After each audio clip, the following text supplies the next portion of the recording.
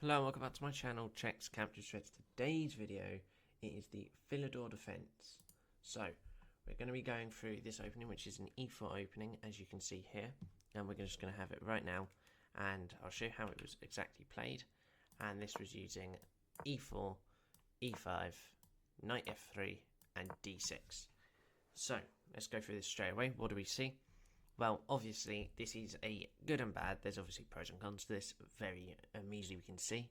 And the reason being is this bishop is already blocked. I think that's the only flaw.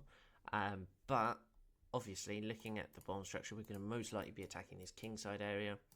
And also, we have a hugely good white-coloured bishop here. The knight can easily come out, this knight can easily come out, and we may be looking at f5 later on. So, what are black's main goals?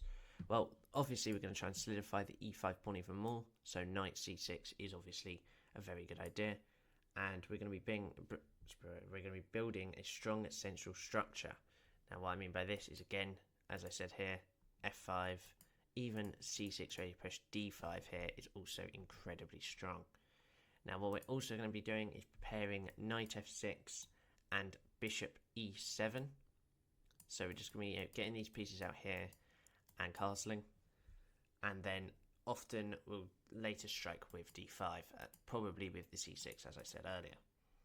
So what are the main variations? So kind of the classical idea here you're looking at is d4, knight f6, knight c3, and then knight on the b file to d7. So this is kind of, and they also call this the Hanham setup. So this is okay, I would say, and normally now black will be aiming for bishop e7, castling, c6, queen c7, and then rook e8. So let's just go through all of those real quick. I'll just make these random moves for white so you can just see the setup for black here. And this is kind of what we're trying to get here. That's the sort of setup that's the classical idea. And it's actually, when you look at it, looks incredibly strong. The only piece that we're not getting out is the bishop, and that's the one good piece here, because we're defending this centre very good. We can always bring the knight out to here and then play a pin, and we can push this pawn later stage after, because we now know we have this whole rook file. So it's actually a very good setup, I think, for us in this position. So if we go back now to here, we've also got a few other variations. We have the exchange variation. So this is where it's d4, e takes d4, knight takes d4, obviously knight f6 still attacking this pawn now. Then we're going to have knight c3 and then bishop e7. And obviously here, this is a very open game now. You're going to see these bishops come out, and it's just like any other exchange variation where all the pieces can come out and you just got to decide which way is best. I would say still castling this way is good, and making sure you play c5 is probably a good idea to push this knight away quickly.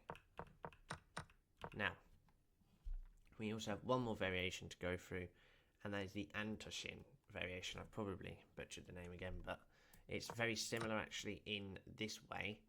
After knight f6, and you get knight c3, but then we actually play the move d5, which is actually a completely different idea, because obviously you would be looking at push here, and it's very aggressive.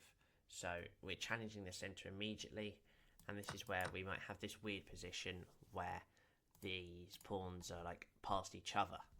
But I would say this variation is like a once in a blue moon if you wanted to do it. I wouldn't say this is the best one. I would say the classical, if they do capture, just do your bishop e7 idea. Don't play d5, you're pushing the pawn twice. I do think that is probably not the best. So what are the pros and cons to this opening, like in general, not just this pawn here? So very solid structure. That's very obvious, seeing that after 3 moves or even 2 moves you've already got an amazing pawn structure. And obviously, as I've just shown you 3 openings idea here, it's very easy for the theory. I would say it's a little bit better than Roy Lopez e4, or just going through any e4 like Sicilian and stuff like that as well.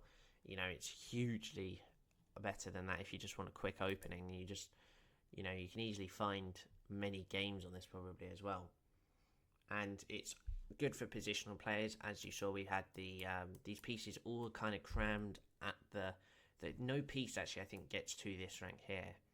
So you've got to just make sure you play positionally if you do it. If you're a very tactical player, maybe not the best. So there's that. Now the cons though, as I did say, it can be cramped.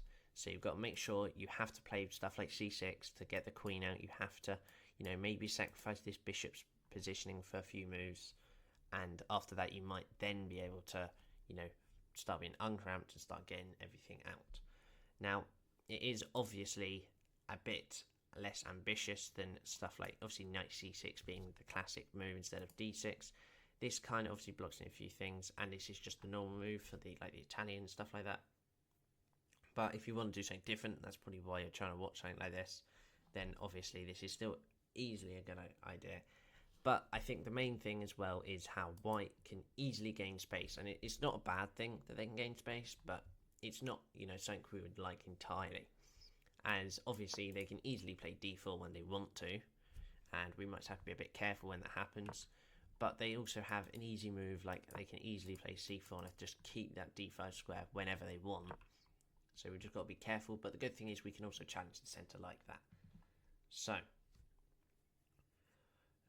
who are well, there's a few actually famous people who do use this opening. Paul Morphy was a very, very older sort of player here. Korchnoi as well, and you had some very old people that did it. It's definitely a very much older opening. I think it's played a lot less nowadays, but it can still definitely throw people off. And I would say play it if you're strategic in your ideas and you're just a solid. You don't want to go all out attack straight away, all defense. You just want to keep everything, place the pieces where you want it to. If you don't want to memorize 10 moves into an opening, that's fine. And if you're comfortable defending passive, setup ideas or stuff like that, and obviously counter-attacking later on in the game, otherwise this wouldn't be a good opening if you can't counter-attack at all.